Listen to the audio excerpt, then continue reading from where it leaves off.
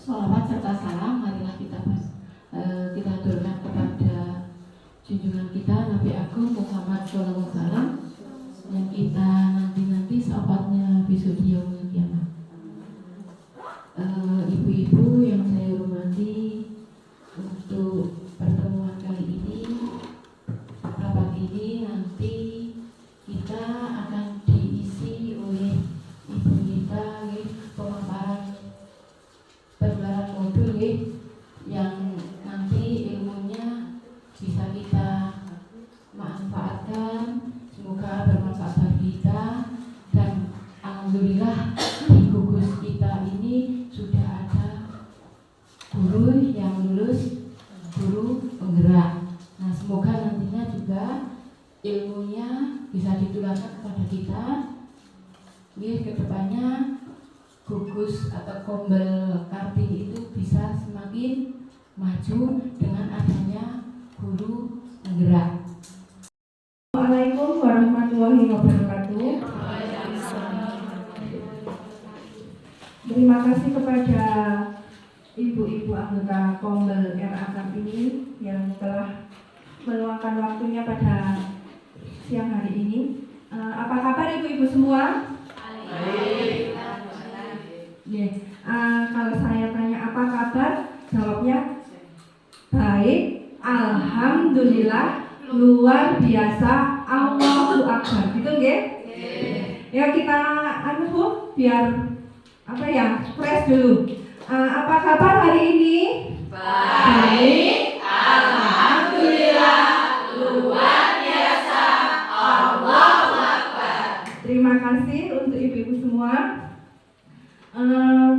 Di sini saya akan menularkan, ya ibu-ibu, menularkan pemahaman yang telah saya dapat dari pendidikan guru penggerak yang telah saya ikuti, yaitu tentang budaya positif.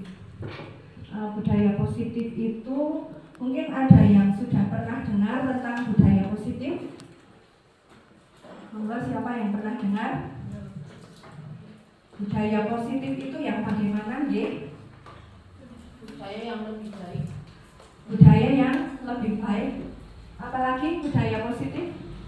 Monggo bisa berpendapat, nggih. Ini kita hari ini mau belajar bersama dan saya juga dalam proses belajar, jadi kita bareng-bareng untuk belajar. Ini saya sedikit menularkan apa yang sudah saya dapatkan dari modul titik 14 tentang budaya positif. Kita lanjut saja, nggih. Budaya positif. Budaya positif merupakan perwujudan dari nilai-nilai atau keyakinan universal yang diterapkan sekolah. Budaya positif dapat mendorong murid untuk mampu berpikir, bertindak dan mencipta sebagai proses memerdekakan dirinya, sehingga murid mampu mandiri dan bertanggung jawab. Dari konsep budaya positif ini ada beberapa bagian. Untuk yang pertama yaitu perubahan paradigma belajar. Yang kedua ada disiplin positif. Yang ketiga kebutuhan dasar manusia. Yang keempat motivasi perilaku manusia. Yang kelima posisi kontrol guru. Yang keenam keyakinan kelas, dan yang terakhir segitiga restitusi. Nah, untuk hari ini kita akan sedikit membahas tentang ketujuh inti dari budaya positif tersebut. Untuk yang pertama, tentang pembelajaran dengan paradigma baru. Mungkin sudah tidak asing ya Bu tentang profil pelajar Pancasila. Ibu-ibu sudah melaksanakan tentang Merdeka Belajar ya ibu-ibu sudah dilaksanakan semuanya? Ya, sudah dilaksanakan. Kita sudah tahu profil pelajar Pancasila itu ada berapa ya Bu? Kok lemes? Semangat dong Bu. Ada berapa Bu? 6 ya, ada 6. Coba siapa apa saja budaya positif profil pelajar Pancasila itu kreatif, mandiri, bernalar kritis, gotong royong, berkebinekaan global, beriman dan bertakwa pada Tuhan dan berakhlak mulia, dan yang terakhir adalah kreatif. Pembelajaran dengan paradigma baru merupakan pembelajaran yang dirancang berdasarkan prinsip pembelajaran berdiferensiasi, sehingga para peserta didik belajar sesuai kebutuhannya berdasarkan tahap perkembangan sesuai teori psikologi modern untuk mewujudkan profil pelajar Pancasila yang tadi sudah kita sebutkan tadi 6 tadi ya. Nah, untuk selanjutnya tentang disiplin positif. Disiplin positif, disiplin, monggo siapa yang tahu disiplin itu apa Bu? Taat peraturan, ya, ngomong boleh? Tertib, aturan. Iya, taat peraturan, tertib. Ada pendapat yang lain, kebiasaan, monggo yang lain pendapat disiplin. Nah, disiplin itu berkaitan dengan sikap, ya, sikap. Disiplin itu berkaitan dengan sikap. Disiplin positif. Disiplin positif adalah pembiasaan hal yang baik yang mencakup sikap atau perilaku maupun tutur kata oleh seluruh warga di sekolah, terutama bagi murid agar dapat berkembang menjadi pribadi yang kritis, mandiri dan bertanggung jawab. Nah, ini disiplin positif itu bisa kita laksanakan di sekolah bukan hanya untuk murid tapi juga warga sekolah, ya, guru, mungkin bisa wali murid, ya, semua warga yang berkaitan dengan sekolah. Sebagai pendidik, tujuan kita adalah menciptakan peserta didik yang memiliki disiplin diri sehingga mereka berperilaku mengacu pada nilai-nilai kebajikan universal dan memiliki motivasi dalam diri menuju perubahan perilaku ke arah yang lebih baik. Nah, disiplin positif itu berguna atau bertujuan untuk mengarahkan sikap peserta didik atau murid ke arah yang lebih baik. Selanjutnya tentang kebutuhan dasar manusia. Kalau kebutuhan itu pasti sudah tahu ya kebutuhan itu apa? Karena manusia itu tetap mempunyai, semua manusia punya kebutuhan. Nah, ini ada kebutuhan dasar manusia. Kebutuhan dasar manusia itu ada 5. Merupakan sesuatu yang kita lakukan untuk mendapatkan apa yang kita inginkan. Seluruh tindakan yang kita lakukan memiliki tujuan. Semua usaha yang terbaik yang kita lakukan agar kebutuhan dasar kita terpenuhi dengan baik. Nah, coba siapa yang tahu kebutuhan dasar manusia? Monggo sinten, monggo berpendapat.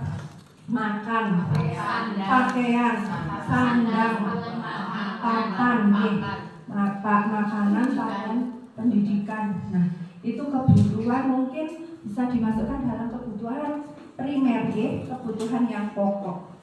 Nah, untuk yang kita bahas saat ini yaitu kebutuhan 5, ya, ada 5 kebutuhan dasar manusia.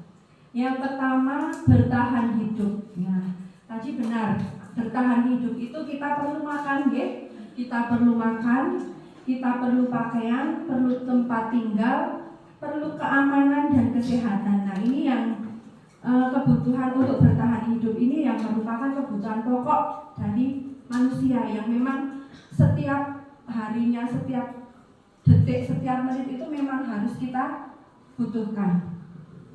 Untuk yang kedua yaitu kasih sayang dan rasa diterima. kasih sayang dan rasa diterima itu dipedulikan, ya, dipedulikan. Kita juga perlu saling peduli dan mempedulikan, berbagi, kerjasama dan menjadi bagian dalam kelompok. Nah, kita saat ini ada di ruangan ini juga ini termasuk kasih sayang dan rasa diterima, gitu. Karena kita saling berbagi, bekerja sama dengan satu dengan yang lainnya. Untuk yang ketiga yaitu penguasaan. Yang masuk dalam penguasaan adalah harga diri, keinginan untuk dianggap, memimpin, berprestasi, diakui dan didengar. Nah, untuk penguasaan ini lebih ke kita sebagai pemimpin, ya, kita sebagai pemimpin, kita dalam memimpin memimpin anggota, ya, anggota dari kelompok, itu penguasaan. Yang keempat yaitu kebebasan. Nah, kebebasan ini termasuk mandiri, memiliki pilihan, mencoba hal baru, dan mampu mengendalikan arah dirinya. Nah, kebebasan ini dalam hal yang positif, ya, kebebasan untuk kita mengemukakan pendapat, untuk memilih, bukan kebebasan yang artiannya negatif, kita seenaknya saja, kita semaunya sendiri, bukan itu. Tapi ini lebih ke sikap yang positif, yaitu mandiri, kita punya pilihan dan kita punya pendapat, kita mencoba hal baru, karena manusia juga punya rasa ingin tahu, ya. Nah, itu kita bebas untuk ingin tahu apa yang kita tahu, yang pengen kita tahu, ya. Tapi dengan syarat kita juga harus mengendalikan diri sendiri. Ya, yang kelima yaitu kesenangan. Kesenangan yang masuk dalam kesenangan adalah bermain, humor, antusias dan tertawa. Nah, saya lihat hari ini kok kayaknya murung semua. Kesenangannya ada di mana ini? Hilangnya kemana? Jangan sepakat, ya, Ibu-ibu. Selanjutnya tentang motivasi perilaku manusia. Nah, ini yang mungkin kita masih awam, ya, untuk motivasi perilaku manusia ini, karena utamanya di TK, Ibu. Di TK itu sepertinya kalau tentang hukuman, tentang konsekuensi dan restitusi itu belum banyak diterapkan, ya. Nah, ini motivasi perilaku manusia yang pertama yaitu hukuman. Hukuman itu biasanya, coba saya ingin tahu, kalau di TK, di PAUD, apakah kita menghukum anak? Apakah kita sering menghukum anak? Menghukum. Apakah ada yang menghukum? Boleh dicontohkan, Bu, bagaimana menghukum anak? Menghukum anak dalam artian yang positif, misalnya disuruh menyanyi, tampil berkreasi. Iya, menghukum dengan yang positif. Adakah kegiatan hukuman lain yang dilakukan di TK? Misalnya disuruh apa? Ya, sepertinya kalau di TK hukuman itu jarang, Ibu, jarang, karena memang kalau di usia TK itu memang usianya baru belum mengerti. Makanya kita harus bisa pintar-pintar untuk mengarahkan, sehingga nanti anak itu benar-benar bisa bersikap positif. Nah, kita nanti disiplin positif yang akan kita lakukan itu mengarahkan, ya, mengarahkan.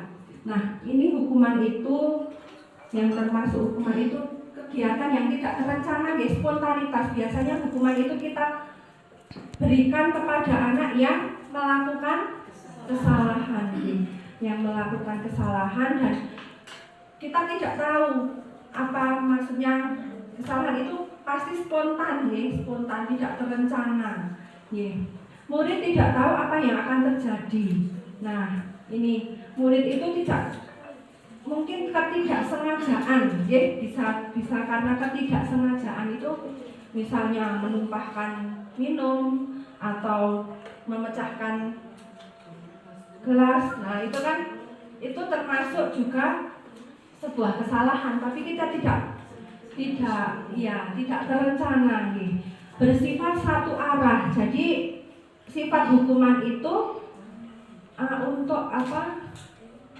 Satu arah dari guru ke murid, tapi kita tidak tahu tentang kenapa anak itu bisa melakukan kesalahan. Yang keempat berupa hukuman fisik atau psikis. Nah, kalau ini biasanya ayo ngepel. Nah, ayo apa itu termasuk di fisik fisik termasuk di fisik. Yang kedua tentang konsekuensi. Kalau konsekuensi beda ya Bu dengan hukuman. Konsekuensi itu yang bagaimana ya Ibu? Tanggung jawab. Pertanggungjawaban dari sebuah kesalahan mungkin. Pertanggungjawaban dari sebuah kesalahan. Ada pendapat lain tentang konsekuensi?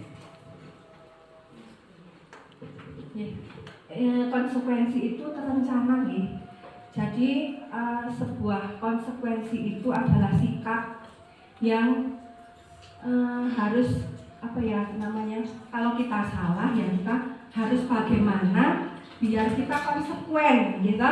Nah, terencana dan itu pasti disepakati dengan yang lain, bukan spontan. Konsekuensi itu pasti sudah disepakati sesuai dengan peraturan.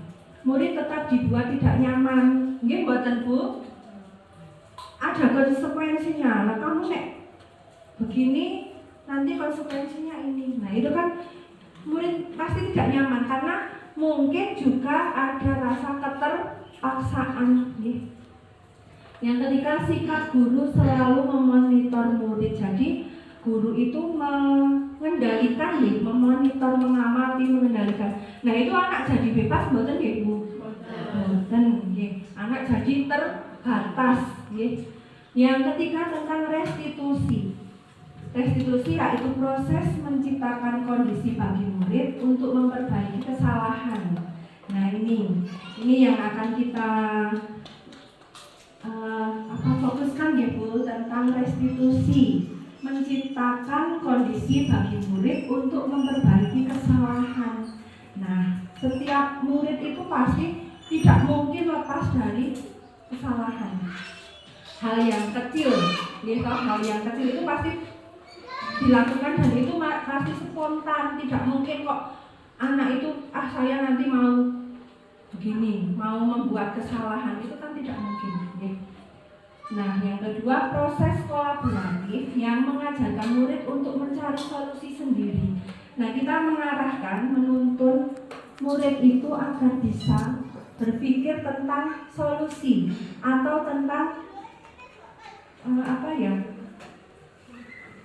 mencari solusi kesalahan itu bagaimana caranya agar bisa diperbaiki. Nah, diselesaikan betul sekali. Itu kita bagaimana bisa mengarahkan anak agar bisa berpikir seperti itu. Tidak hanya menghukum dengan fisik gitu, tidak hanya kamu begini. Kita seakan-akan membatasi kebebasan anak kita lanjutkan tentang posisi kontrol guru. Nah, ini ada 5 posisi kontrol guru. Yang pertama tentang penghukum. Ada kaitannya dengan tadi Bu, tadi hukuman. Kalau hukuman itu adalah hukuman itu bagaimana? Iya, hukuman itu kita sikat ya, atau maksudnya kata kerja hukuman. Kalau penghukum kan pelaku yang menghukum, berarti hukuman itu yang kita lakukan, kita sebagai penghukum. Jadi penghukum itu adalah manusia. Yang kedua, pembuat merasa bersalah. Kalau penghukum tadi pasti dengan hukuman. Kamu harus ini. Kamu misalnya ngepel kelas, misalnya berdiri di depan kelas, nah itu kita menghukum. Kalau yang kedua, pembuat merasa bersalah. membuat merasa bersalah itu sikap, mungkin dari kata-kata yang disampaikan ke anak sehingga anak itu merasa, oh saya ini ternyata seperti ini salah, seperti itu. Yang kedua, teman, posisi kontrol kita sebagai teman. Sebagai teman itu yang bagaimana kira-kira Ibu? Kita sebagai teman, posisi kita sebagai teman. Masuk ke dunia anak. Ada lagi pendapat yang lain? Kita sebagai teman, posisi kita sebagai teman. Monggo siapa yang mau berpendapat sebagai teman anak itu bagaimana? Sebagai tempat curhatan. Tempat curhat, betul sekali. Apalagi membantu. Nah, kita sebagai teman itu membantu anak sebagai tempat curhat. Nah, tapi saat anak melakukan kesalahan, apakah kita baik jika kita sebagai teman? Gimana Bu? Kalau kita sebagai teman, mungkin anak itu misalnya terlambat sekolah, terlambat setelah bel masuk, terlambat 10 menit, 15 menit sampai 20 menit. Nah, itu setiap hari Bu, setiap hari dilakukan. Kalau kita sebagai teman, ya udah enggak apa-apa. Enggak apa-apa. Tapi anak itu pasti nantinya akan melakukannya lagi, melakukan kesalahan lagi, melakukan kesalahan yang sama. Nah, sehingga posisi kontrol sebagai teman itu juga ada kekurangannya gitu,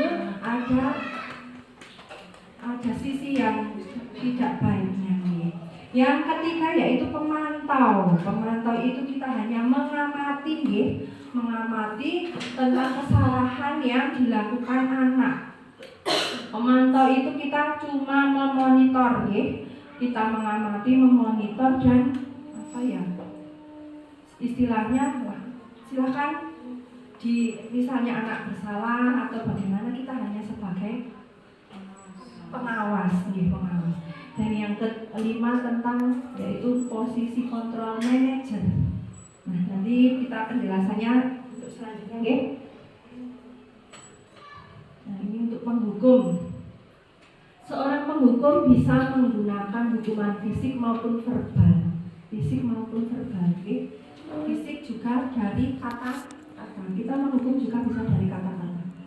Orang-orang yang menjalankan posisi penghukum senantiasa mengatakan bahwa sekolah memerlukan sistem atau alat yang dapat menekan murid-murid lebih dalam lagi.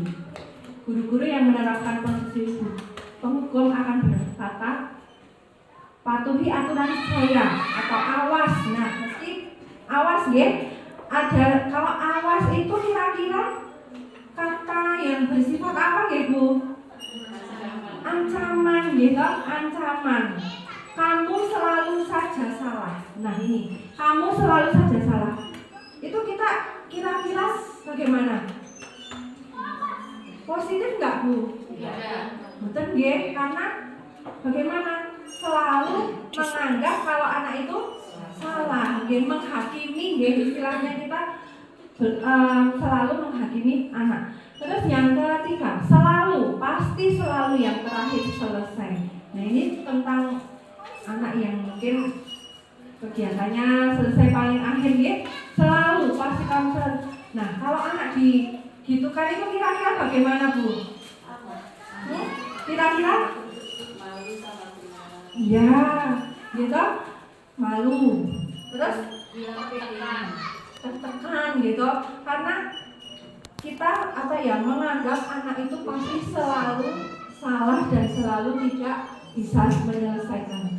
Nah, guru yang seperti ini senantiasa percaya hanya ada satu cara pembelajaran yang berhasil, yaitu cara dia penghukum atau dengan nada suara yang tinggi, atau kita melotot, menunjuk-nunjuk. Nah, itu kita sebagai penghukum menghardik atau berkata-kata yang kasar. Ini ada contohnya, terlambat lagi, pasti terlambat lagi. Selalu saja akan terlambat. Kapan bisa datang tepat waktu. Nah ini kan kita mematikan anak. Coba ini tanyakan kepada diri Anda, bagaimana perasaan murid bila guru berbicara seperti itu pada saat datang terlambat? Pasti anaknya bagaimana, Bu? Takut, ya, nangis, apalagi anak TK, gitu. Anak TK terlambat dihadap di depan pintu, kamu lagi terlambat, pasti anaknya nangis, gitu. Nah, dari hasil ini kemungkinan murid itu akan apa? Marah, gitu. Marah, dia tidak terima karena dia selalu disalahkan, gitu. Terus dendam, pasti jadi punya aku kok selalu disalahkan gitu karo gurune iki. Ngoten niku nggih. Nah, terus anak malah bersifat agresif. Malah seenaknya sendiri. Restitusi, salah satu program yang dikembangkan adalah 5 posisi kontrol. 5 posisi kontrol dalam restitusi adalah proses perjalanan seorang pendidik agar dapat mengenali dirinya. Pada video kali ini, kita akan membahas tentang 5 posisi kontrol yang dikembangkan oleh Diane Gosson dan contoh penerapannya.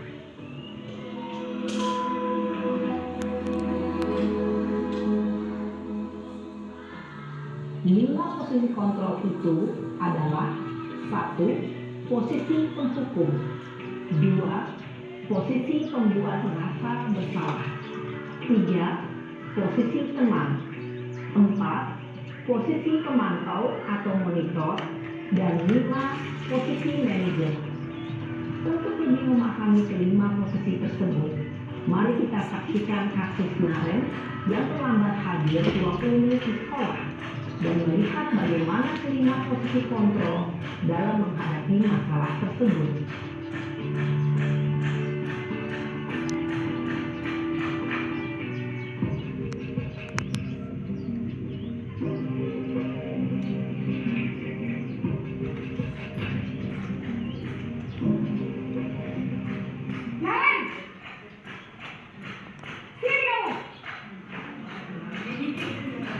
Selamat pagi, Bu.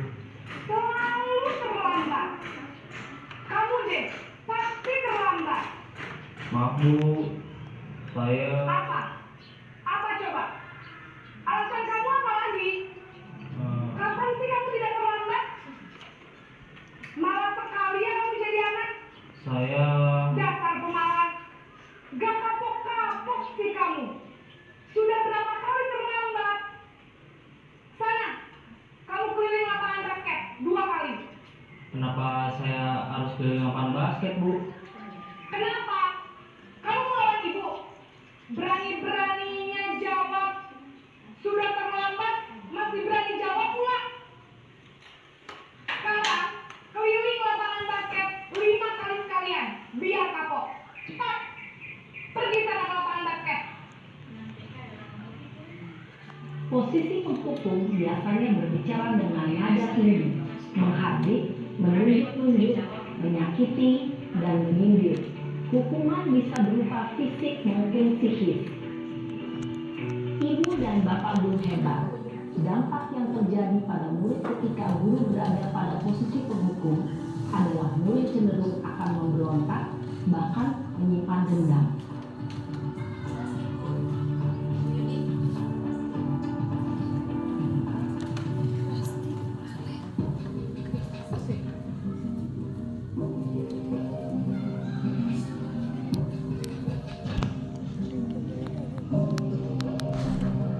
Naren!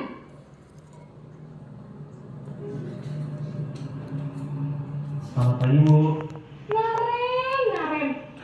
Kamu kenapa terlambat lagi, nak? Ya Tuhan, Naren. Kamu senang ya bikin ibu susah ya?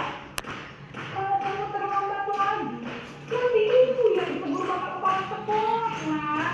Disangka ibu tidak bisa membina kamu. Duh, gimana ini? Maaf, Bu. Duh, Gusti Naren. Kamu suka ya kalau ibu tegur bapak kepala sekolah? Terus, sekarang ibu harus tulis apa yang di buku Naren? Ini kamu sudah sering terlambat loh. Ibu harus apa coba? Maaf Bu, maaf sekali. Ya sudah, lain kali jangan bikin ibu susah lagi ya nak ya. Ibu tidak akan kuat lagi kalau kamu begini terus. Bisa jantung lagi kalau ibu tegur bapak kepala sekolah. Sekarang cepat kelas. Maaf ya Bu, maaf sekali. Posisi pembuat rasa bersalah berbicara dengan nada tenang, cenderung lembut. Namun kata-kata yang diutarakan membuat murid merasa menjadi orang yang gagal, memandang buruk dirinya sendiri, merasa tidak berharga, dan tidak sanggup membahagiakan orang lain. Ketika guru mengambil posisi pembuat rasa bersalah, murid akan menganggap dirinya yang bersalah dan ia akan menyimpan emosi negatif tersebut di dalam dirinya.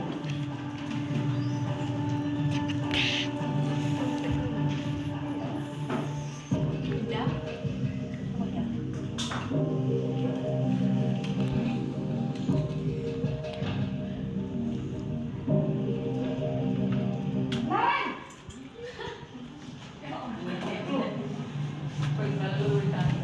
Selamat pagi Bu. Wah, udah jam berapa ini nak? Terlambat lagi ya sayang. Iya Bu, habis ibu saya lupa bangunkan saya Bu. Kamu malah menyalahkan ibu kamu. Kamu bukannya anak yang lari kencang. Kok terlambat sih? Iya Bu, saya memang terlambat bangun tadi. Jadi biarpun saya lari kencang, tetap gak kekejar Bu. Ya sudah sana, nanti lain kali larinya lebih kencang lagi ya. Biar gak terlambat lagi. Bikin senang ibu, demi ibu. Bisa kan? Bisa lah Bu. Ya sudah sana masuk kelas. Ibu beresin urusan absen kamu. Kamu ini ada-ada saja. Dalam posisi teman, guru berbicara dengan nada suara ramah, akrab, cenderung bersendah gurau untuk menjaga suasana tetap santai. Murid akan merasa senang, aman, dan akrab dengan guru. Identitas yang tercipta adalah identitas sukses atau berhasil. Namun, perlu diingat, karena ini masih dorongan eksternal, maka ada faktor ketergantungan dari murid kepada orang tertentu. Di sini guru absennya, sehingga di lain waktu murid bisa berperilaku baik, namun hanya kepada orang-orang tertentu saja.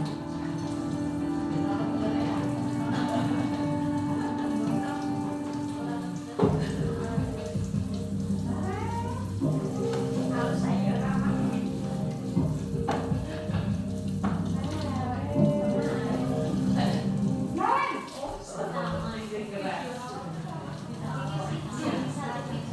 Selamat pagi Bu. Naren, apa peraturan sekolah kita tentang jam berapa kita harus masuk sekolah, nak? Kita harus di sekolah jam 7 Bu.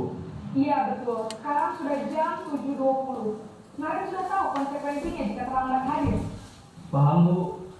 Saya harus tinggal kelas pas jam istirahat selama 20 menit. Iya benar, konsekuensinya demikian. Jadi nanti jam 9.30 pas istirahat, kamu harus tinggal di kelas, kerjakan tugas tambahan untuk ketertinggalan kamu, ya? Baik Bu. Posisi pemantau mengandalkan penghitungan atau data untuk mengontrol murid. Guru mengarahkan murid berdasarkan peraturan dan konsekuensi. Seorang pemantau menunjukkan bahasa tubuh dan ekspresi wajah yang datar dan cenderung formal.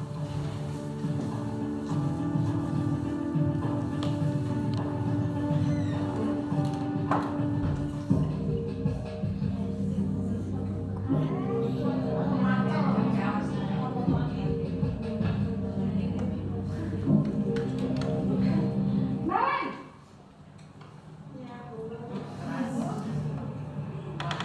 Selamat pagi Bu. Selamat pagi Naren. Maaf Bu, saya terlambat. Iya, sekolah masuknya jam 7, sekarang sudah jam 7.20. Jadi sekarang bagaimana ini Naren? Maaf Bu, saya lupa setel alarm saya semalam. Baiklah, menurut kamu, keyakinan sekolah yang mana yang perlu kamu tingkatkan?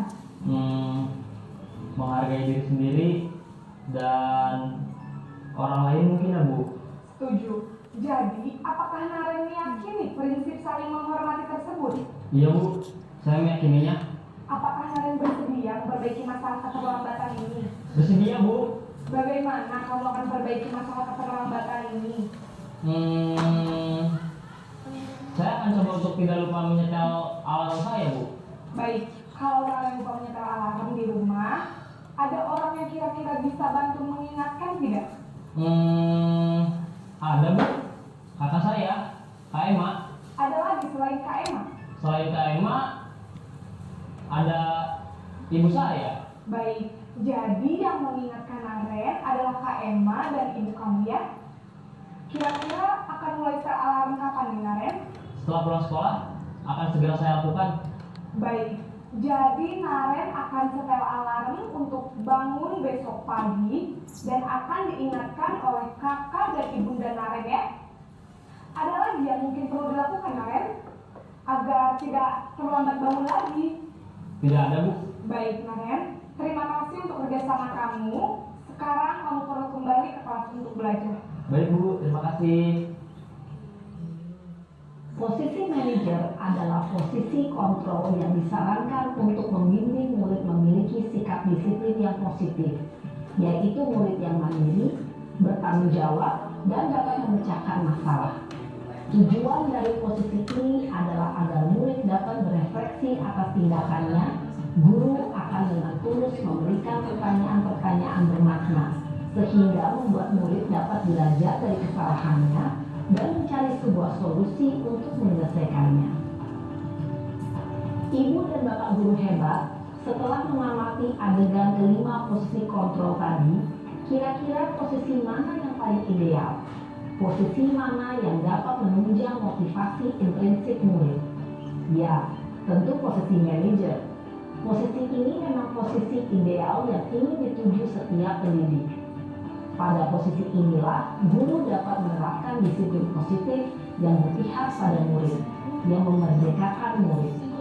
Perjalanan seorang pendidik tentunya tidak mudah untuk sampai pada posisi seorang manajer. Namun, tujuan kita pasti, yaitu menciptakan murid-murid yang mandiri, merdeka, dan bertanggung jawab. Semoga penggambaran 5 posisi kontrol yang telah diperlihatkan ini dapat menjadi ajang refleksi bagi kita semua, agar dapat terus mengasah dan menerapkan disiplin positif yang memerdekakan murid. Mari terus berlatih dan bersemangat. Selamat menerapkan. Salam dan bahagia Ibu dan Bapak guru hebat.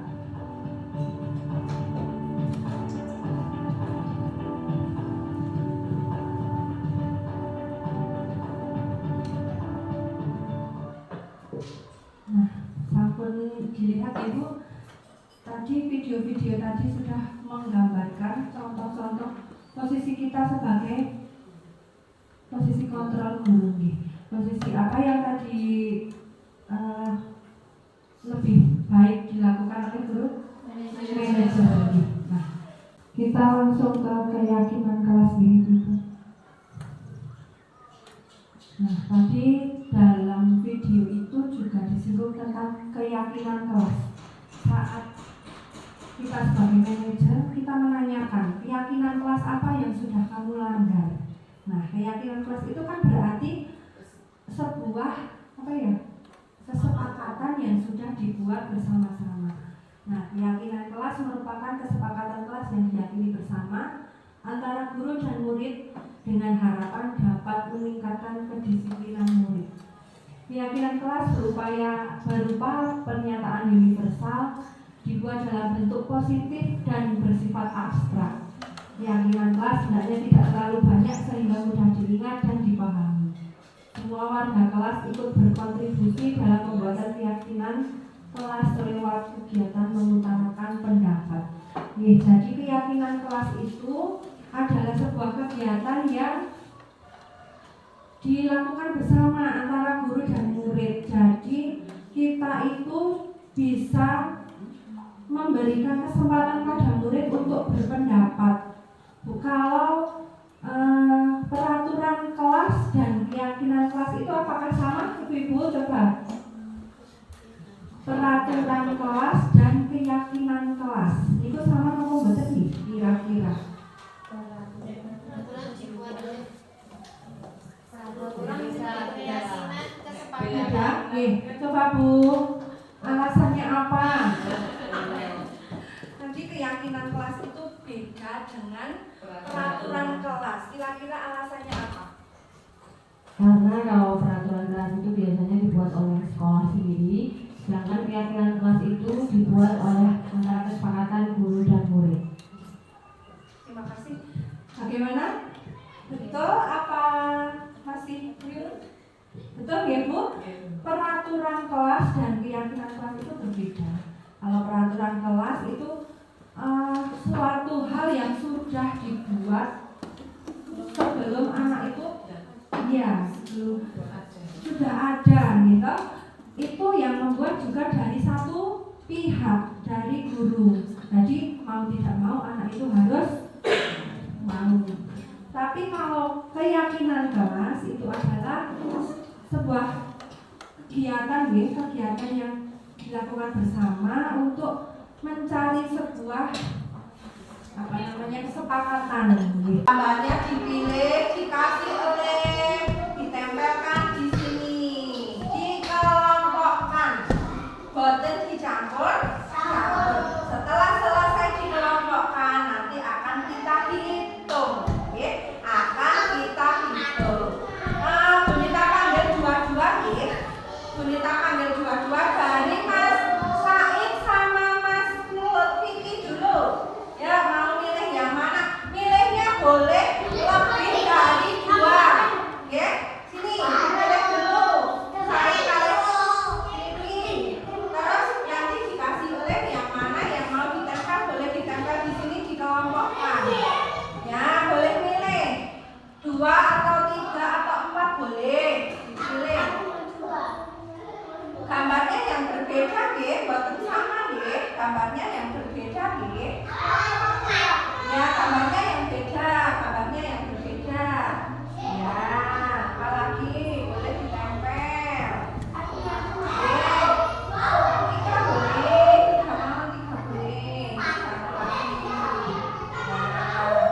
Sekarang kita ditempel di sini, dikasih lem dulu semua.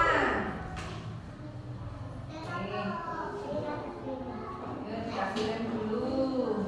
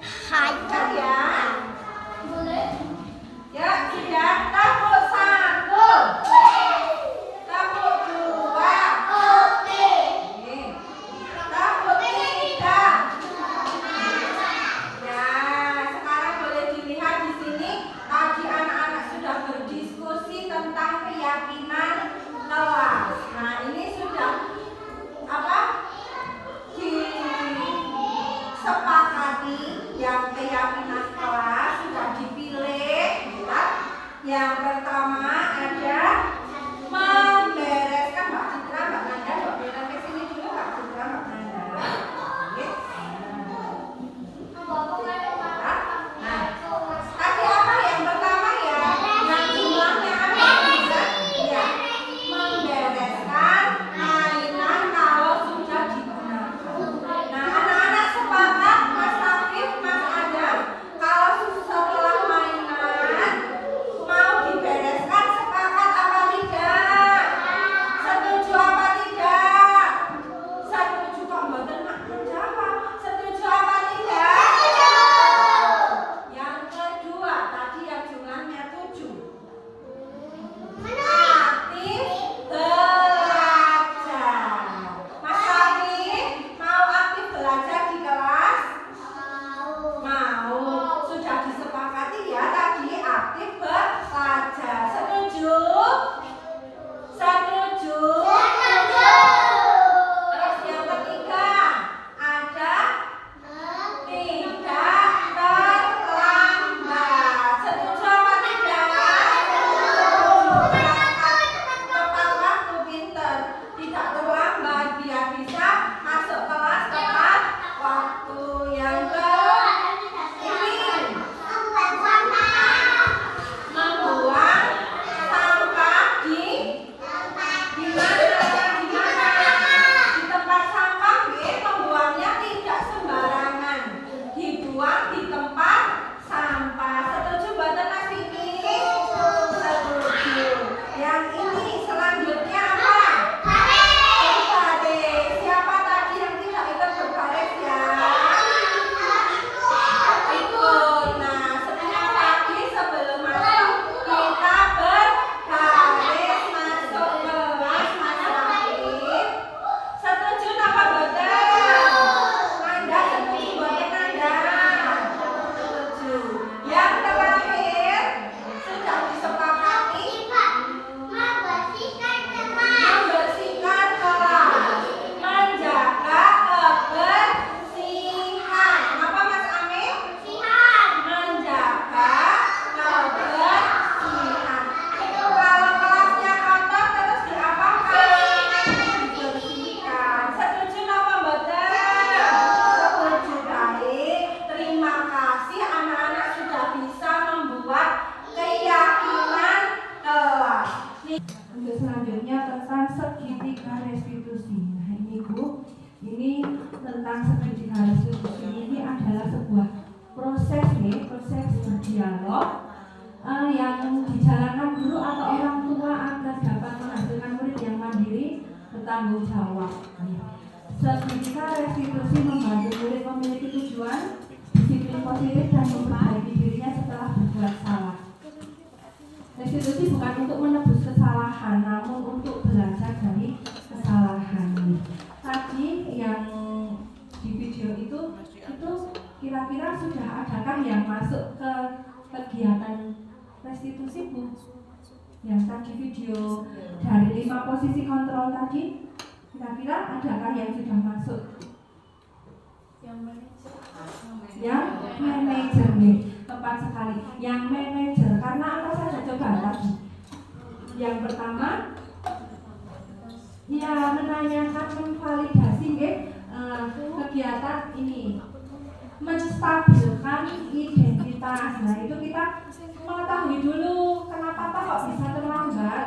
Boten asal kamu terlambat lari di lapangan. Nah, itu kan kita tidak tahu alasan anak itu kenapa. Kita sudah menghukum, tapi dengan ini menstabilkan identitas itu kita tahu dulu. Oh kenapa toh anak itu kok bisa terlambat. Nah itu kegiatan restitusi yang pertama. Yang kedua yaitu validasi tindakan yang salah, validasi. Nah itu anak itu mengungkapkan kenapa saya terlambat gitu, karena tadi apa? Kira-kira tadi itu alarm tentang alarm yang tidak lupa menyalakan alarm, makanya bisa terlambat. Alarmnya tidak berbunyi. Nah, kamu pasti punya alasan mengapa melakukan hal itu, gitu. Padahal kamu bisa melakukan yang lebih baik dari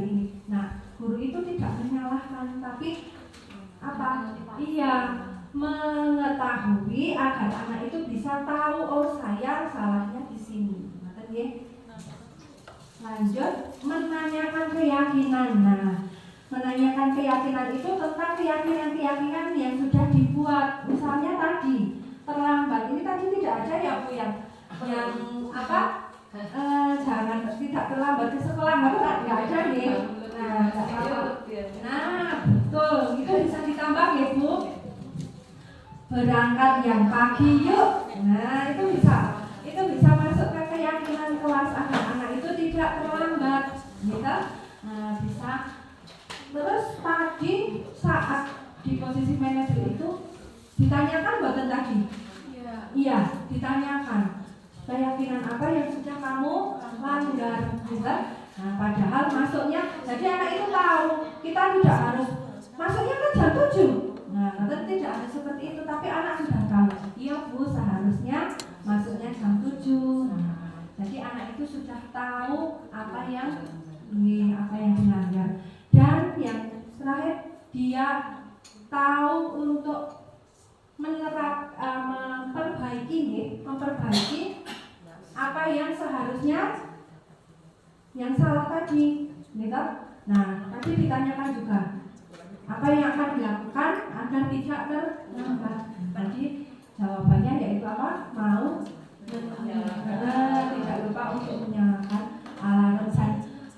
Ada lagi tadi yang mengingatkan, ya, ada yang mengingatkan agar tidak bangun kesiangan. Oh iya, Mas Ilham, Bunita memanggil Mas Ilham di sini karena kemarin itu Bunita lihat Mas Ilham tidur di dalam kelas ya. Iya.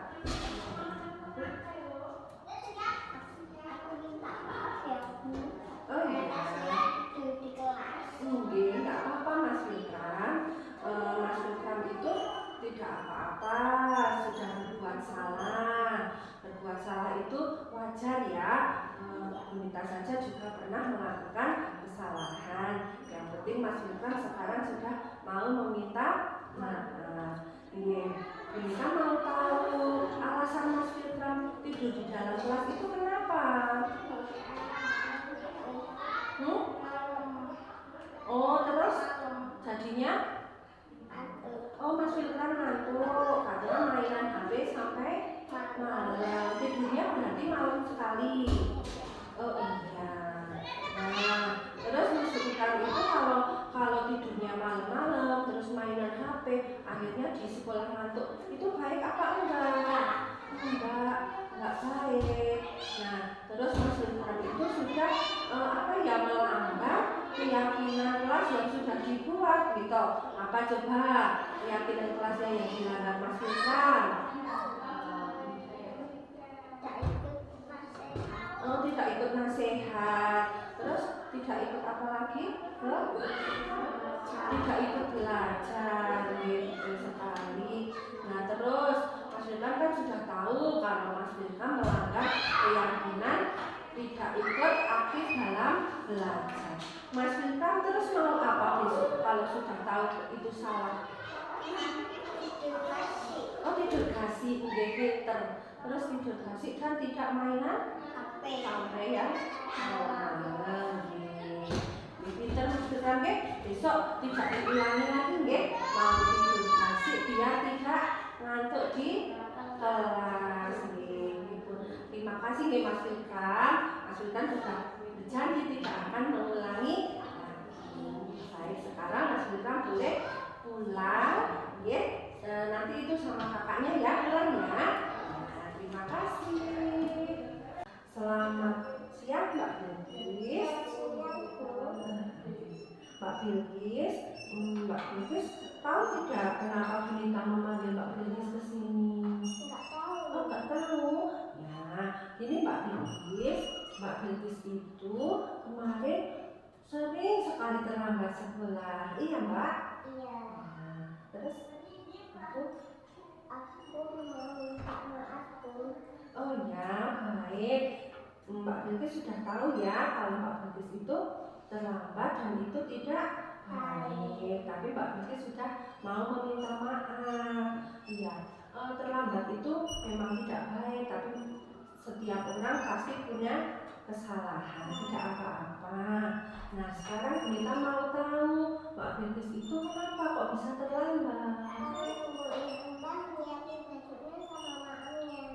Oh, nungguin Mbak menyiapkan baju dan makanan. Oh, berarti Mbak Bilqis sekarang tinggalnya sama Mbak. Ayah dan ibunya Mbak Bilqis kemana? Oh, di Jakarta. Di sana bekerja. Oh iya, di sana bekerja. Ya, Mbak Bilqis, berarti Mbak Bilqis tahu nggih, Mbak Bilqis sudah melanggar keyakinan kelas yang sudah dibuat sama teman-teman kemarin. Ya, apa ya yang dilanggar Mbak Bilqis? Terlambat sekolah. Oh, terlambat sekolah. Pintar sekali nih. Mbak Bilqis sudah melanggar keyakinan kelas bahwa tidak boleh terlambat sekolah. Nah, sekarang Mbak Bilqis sudah tahu kalau Mbak Bilqis itu salah. Sekarang Mbak Bilqis mau gimana besoknya? Nggak mengulangi.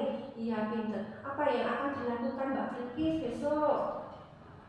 Mau Kasih. Terus ganti bajunya sendiri, mandi sendiri, makan sendiri. Nggih, pinter. Harus bisa mandiri. Tidak boleh menggantungkan sama Mbak gitu. Karena Mbak itu banyak pekerjaan lagi. Nah, Mbak Bilqis harus mandiri nggih, mandi sendiri. Nah, pinter Mbak Bilqis sudah tahu besok kalau tidak boleh mengulangi dan mau mandi. Terima kasih ya Mbak Bilqis. Mbak Bilqis sudah menjelaskan tentang kesalahan dari Mbak Bilqis. Nah, sekarang Mbak Bilqis boleh pulang ya. Hati-hati di jalan. Terima kasih. Assalamualaikum warahmatullahi wabarakatuh. Nama saya Fira. Saya berterima kasih sama Bunita karena membantu mendapatkan solusi. Assalamualaikum warahmatullahi wabarakatuh. Nama saya Bilqis. Terima kasih Bunita karena gak memarahi saya dan membantu saya mengatasi masalah saya. Nah, kita buka untuk tanya jawab dulu. Kira-kira siapa yang mau bertanya? Ini monggo dipersilakan, satu atau dua yang mau bertanya. Ini Bu, cara mengatasi anak yang aktif di dalam kelas. Oh ya. Ini aja Bu. Ya, cara mengatasi anak yang aktif. Terima kasih Bu Endar. Pertanyaannya, cara mengatasi anak yang aktif. Aktif itu dalam hal yang positif atau negatif Bu Endar? Negatif. Oh, negatif. Misalnya mainan meja. Oh, iya. Itu berarti anak itu tidak melakukan kesalahan ya, kayak seperti itu, karena itu adalah sebuah kebiasaan yang bukan tidak baik, kurang baik. Kalau itu kira-kira kalau kita terapkan segitiga restitusi bisa nggak gitu? Kita sebagai manajer, kita terapkan segitiga restitusinya. Yang pertama, kita tanyain, Dek, Mas, Mbak, kamu kenapa toh kok lari-larian terus? Nah, kamu kenapa toh kok naik-naik meja? Nah, itu kita tanyakan. Jangan langsung, kamu nggak boleh naik meja. Nggak boleh, Ibu. Tapi kita tanyakan dulu, kenapa kamu kok naik meja? Pasti anak itu punya jawaban. Misalnya, saya kok bosan Bu, gitu. Biasanya anak kan seperti itu. Saya bosan Bu. Nah, lalu kita yang kedua tadi sudah menstabilkan, dan yang kedua tadi validasi tindakan yang salah. Mas, Mbak, kalau naik meja itu kira-kira bagus nggak sih? Baik apa tidak? Sopan apa tidak? Anak pasti akan timbul. Oh, berpikir oh iya, kalau seperti ini saya itu tidak baik, tidak sopan. Nah, itu nanti jangan kok langsung naik meja itu kan nggak baik toh, naik meja itu kan nggak sopan. Nah, itu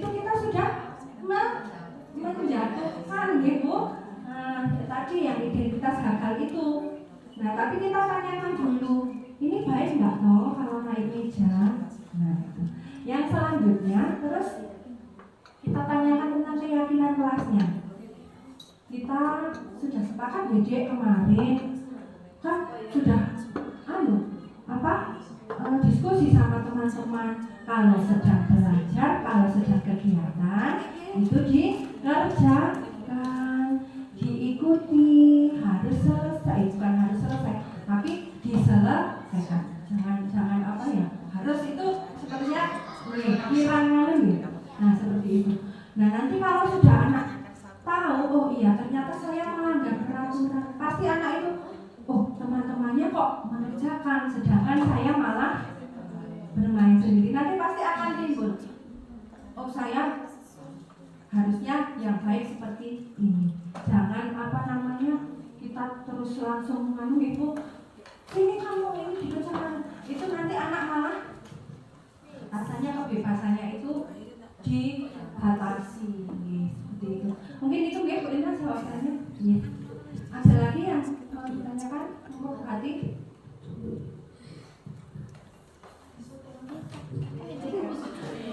Edan pada Bu Rita, ini untuk mengatasi anak yang sudah berperilaku negatif, untuk kita merubahnya menjadi positif, itu sudah jadi kebiasaan, bagaimana caranya?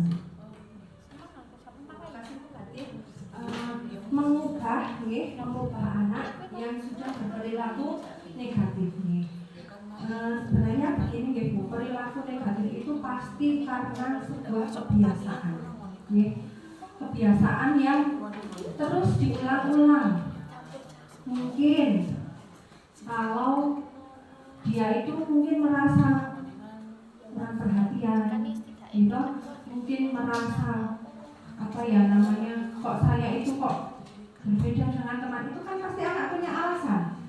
Nah, kita juga bisa diterapkan tadi Bu Indah, Ibu Hati. Kita tanyakan, kamu kok melakukan ini negatifnya? Mungkin negatifnya ya seperti apa Bu Hati? Ya, bicaranya bicara kasar nih. Nah, itu kita sedikit demi sedikit kita pendekatan nih. Jangan langsung kok anak itu kamu nggak boleh begini, kamu nggak boleh. Tapi kita didekati, karena kita kan sebagai manajer tadi, nah kita harus tahu biar anak itu berpikir kritis, tahu akan kesalahannya, jangan hanya menghakimi dan menghukum. Itu ditanyakan, didekati Bu Hati, kira-kira kenapa? Misalnya kok tadi maturnya kok salah, matur kaya ngoten niku baik napa mboten? Ngoten Ibu Hati. Jangan langsung matur ngoten niku jelek, nggak boleh. Nah, itu kita mematikan anak mematikan kreativitas anak. Ya memang hanya ibu di tempat saya di sini juga banyak ibu Bu Yuni, anak itu jarang matur kados ngoten. Nah, itu. Nah, kita harus punya jawaban, anak itu misalnya kok matur ben sewu, kadang ada yang matur itu gitu, dan niku alasannya kita punya sebuah jawaban yang tepat, alasan yang tepat. Nek matur kaya ngoten niku akibate nopo. Nah, jadi anak-anak nanti berpikir, oh aku nek matur ngene iki kok ternyata kok nantinya seperti ini nggih. Biar anak itu berpikir kritis, jangan mematikan ora kena nek matur ngoten niku. Nah, itu kan kita bilang tidak boleh tapi tidak memberikan alasan. Jadi anak lebih bertanya-tanya lagi. Lah kenapa kamu kok mboten pernah matur kados ngoten? Tapi kalau kita punya jawaban, punya alasan kenapa tidak boleh matur, anak lebih paham. Betul Ibu Hati? Ya. Ada lagi yang mau ditanyakan? Sampun nggih. Alhamdulillah nggih Bu, saya maaf kalau tadi terlalu panjang. Itu yang bisa saya sampaikan. Kurang dan lebihnya saya mohon maaf yang sebesar-besarnya. Semoga apa yang tadi saya sampaikan tadi bisa bermanfaat untuk ibu semua dan khususnya untuk anak didik kita agar anak didik kita lebih baik. menjadi sekolah yang lebih